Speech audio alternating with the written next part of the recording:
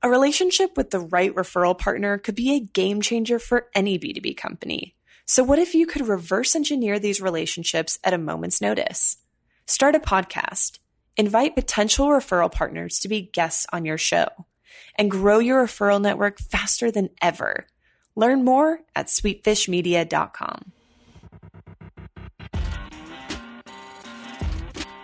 You're listening to the B2B Growth Show, a podcast dedicated to helping B2B executives achieve explosive growth.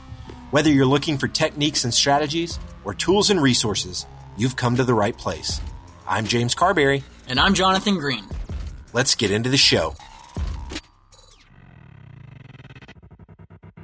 Welcome back to the B2B Growth Show. This episode is sponsored by Directive Consulting, the B2B search marketing agency. Today, we're joined by Thomas Truitt. Thomas is the president of Open Systems Technologies. Thomas, welcome to the show. Hey, thanks for having me. It's a pleasure to have you on the show today. We are going to be talking about cybersecurity specifically in the cloud. This is your world. This is your area of expertise. So before we get into today's topic, maybe you can tell us a little about what you and the OST team are up to these days.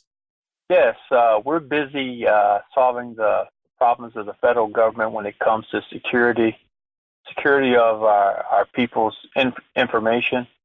You know, we all have to get information from the government, including the IRS, sometimes Medicare, CMS organization.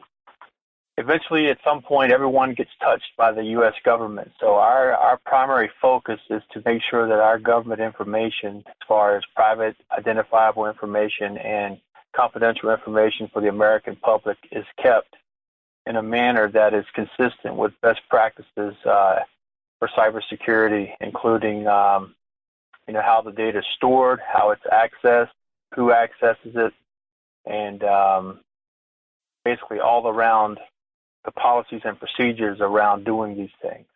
Yeah. So obviously, sort of protecting your information is I think something that a lot of our listeners can. They may not have a tremendous amount of expertise, and maybe they do, but it's definitely important to everyone across the board. And again, we're going to be talking about cybersecurity specifically in the cloud. And you had some initial thoughts, kind of just even about the cloud in general, and kind of how that has evolved and sort of entered the public consciousness. Yeah, I mean, the cloud has been around in some form for quite a while. Even as shortly after the invention of the computer, we've always had some sort of a data center, or used to be like a telecom closet, some area where you would store all the computers. And initially there was limited access to these systems, and then it kind of grew. Local area networks, wide area networks, networks across the world. Basically, when these networks integrated to each other, eventually there was a computer or something at the end that basically housed all the stuff that you're trying to do.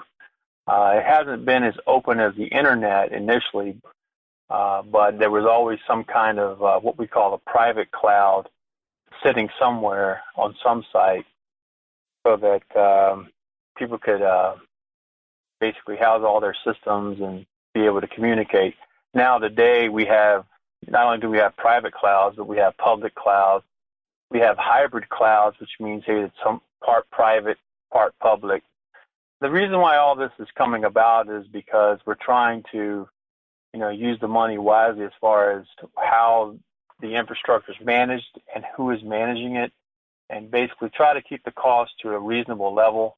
Right now, with like in the federal government, some of the customers we work with in the DoD, I mean, they have thousands of data centers, and they're cutting them down to like hundreds because, you can imagine the manpower, especially just from a cyber perspective, to keep these applications and data centers less vulnerable. I mean, it takes a lot of manpower. So the idea is, hey, we get the best bang for the buck by, moving into the cloud where, we have commercial entities helping us deal with some of these issues on a large scale, so that we can focus on things like application development and delivery, information delivery to the end consumer, which a lot of times means to the American people.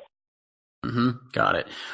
So one of the things I know that we were also going to be talking about today, I mean, other than the fact that the sort of the evolution of the cloud is that at this point now that there are some myths kind of surrounding this idea of cybersecurity in the cloud. What are some of the prevailing myths that you see out there?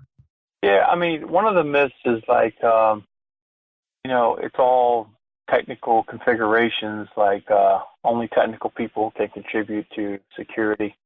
A lot of the issues we find is that, people at their desk are not protecting their identities and their passwords.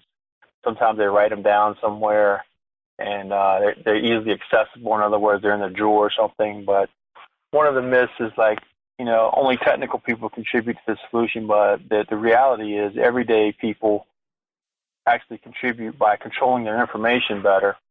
We don't really recommend you write it down unless it's in a safe or if it's locked up somewhere. The problem today is some people have hundreds of passwords. We're still in a very password or passphrase intensive environment. We're moving to smart cards. The DoD has what they call a common access card. But it really is quite a chore just to manage passwords, and they change often, and the password construction is different for every system. So as you could tell, over time, it becomes very onerous to manage all this stuff. So ideally, you'd have like a limited number of ID and passwords. Ultimate is one user ID and password.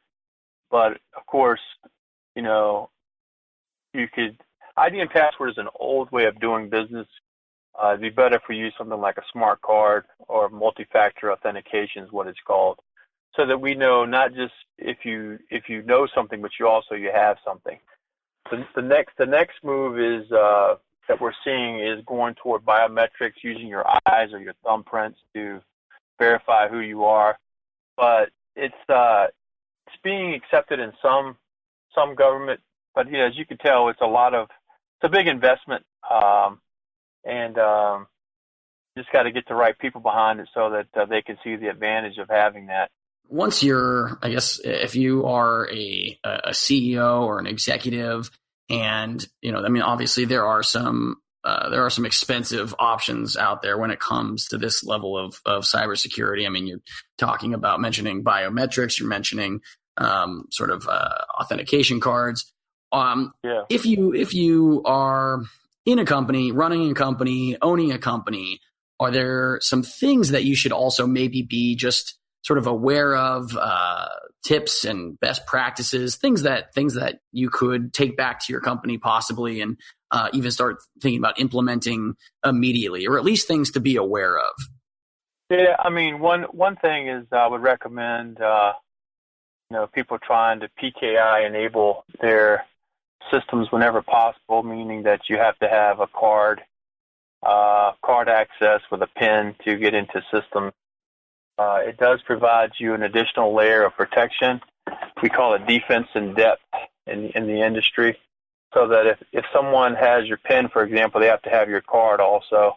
You have to have two things versus just one thing, I would also recommend that, security training is big. Make sure your workforce understands, from a security perspective, what you expect as far as, password management and how do you store things, how do you store, even employee information, which has PII. Not everybody should have access to that. So it's got to be on a need-to-know basis. Whatever you're managing, just verify the access levels and verify that the right people, the only people that should be seeing that information. All right, today's growth story is about search engine marketing. Clear Company is an HR tech company that was doing a lot of things right. Their messaging was clear, their product produced incredible results, but they were struggling to drive qualified traffic to their website. Then they found Directive Consulting, a B2B search marketing agency.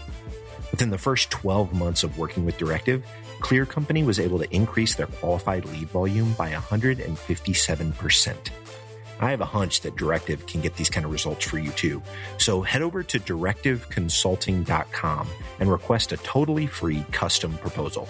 That's directiveconsulting.com. All right, let's get back to this interview. I mean, is there a particular kind of information that you have seen is, I don't know, either more vulnerable or should be kept even like a closer eye on? Anything that you would think like, well, specifically this kind of information, this should be managed, this should be watched, this should be taken care of. Yeah, I mean, like I said, the employee information, contract information from the people you do business with. Definitely, you don't want that to fall into your hands or eyes that shouldn't be seeing it, because they get information. They have information that could, put your business at risk as far as, going forward with a client, or everybody's trying to get information to, especially, cost information to see how competitive they are with your company. And, you also need to be concerned with insider threats. Insiders meaning people that they say they're on your team, but they're not really. And they have the ability to go in and look at information and use that information against you when they leave the company. I mean, it is true that most people have contract agreements with their employees or confidentiality agreements, but at some point, if you don't know anything, if you don't find out anything about what they tell somebody else, how are you really going to know? Mm-hmm. So best thing to do is, I tell people, if they really don't need to have access to it, don't give them access to it, because like I said, the insider threat opens up Pandora's box, and if they leave, and we're in an industry, we're in a culture now that people working for more than a couple of years in a company, it's like that's old school, right? I mean, today people move around a lot. Yeah. They move around a lot, which means they put you at risk when they have short-term access to all your confidential information. Yeah, that's a good point. And it's one of those things where you don't necessarily think about, the mobility is nice to have, but again, like you said, you're going from company to company. It's just another thing that you have to be kind of aware of and be thinking about. So obviously then, Thomas, you've seen some great success at OST. I know that you and your team are passionate about sort of making technology work for people. You're passionate about opening lines of communication amongst businesses. And this is a question we've been asking a lot of our guests, and I think we've gotten some really good responses on it. But as president of OST, as someone who has been focused on building a business that is so communication driven, kind of, what is your thought on the kind of legacy that you are hoping to leave behind, and whether that is sort of professionally, personally, or even a combination of the two? Yeah, I mean, I started out working with the government, the federal government, the U.S. Air Force in 1990. So I've spent a lot of my time and career working into the government systems, the U.S. federal government systems. And I have a passion for just, I really feel like we don't get the best bang for the buck as a country. With what we spend, we should have a lot better security. We should have a lot better systems. Our applications should be more secure. Our communications, our network system should be more secure. Working in these environments over 20 years plus, there's a lot of clunkiness going on, not integrated. People aren't communicating. A lot of time it boils down to contractors not working together. People aren't working together. And I just want to leave a legacy of, helping the government to be more functional than it is and what I've seen it. And over the past 20 years, we've made some dents in a lot of areas as far as the customers we support. But, there's still a lot of work to be done. And what I mean by that is, try to bring people together as a team. It's not just us against them or us against another company.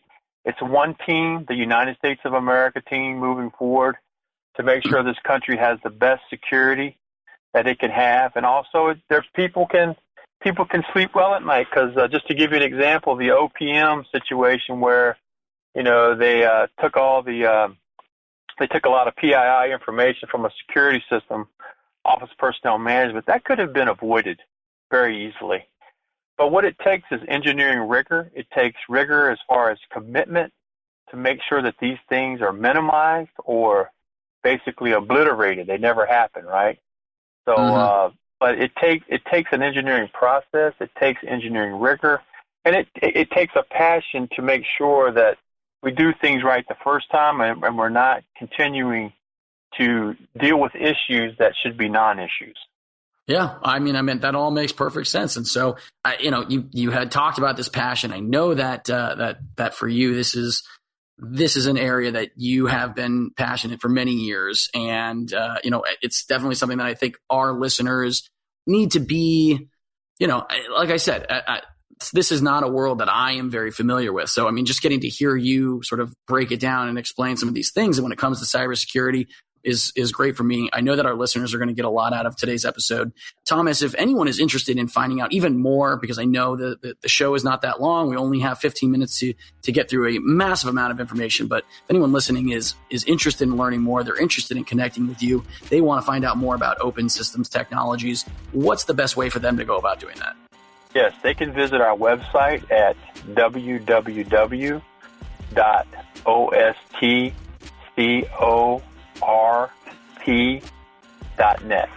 Perfect. Well, Thomas, thank you again so much for your time. It was a pleasure having you on the episode today. Yes, sir. Thank you. There are lots of ways to build a community, and we've chosen to build the B2B growth community through this podcast. But because of the way podcasts work, it's really hard to engage with our listeners. And without engagement, it's tough to build a great community. So here's what we've decided to do. We're organizing small dinners across the country with our listeners and guests. No sales pitches, no agenda, just great conversations with like-minded people. We'll talk business, we'll talk family, we'll talk goals and dreams. We'll build friendships. So if you'd like to be a part of a B2B growth dinner in a city near you, go to b2bgrowthdinners.com. That's b2bgrowthdinners.com. Thank you so much for listening. Until next time.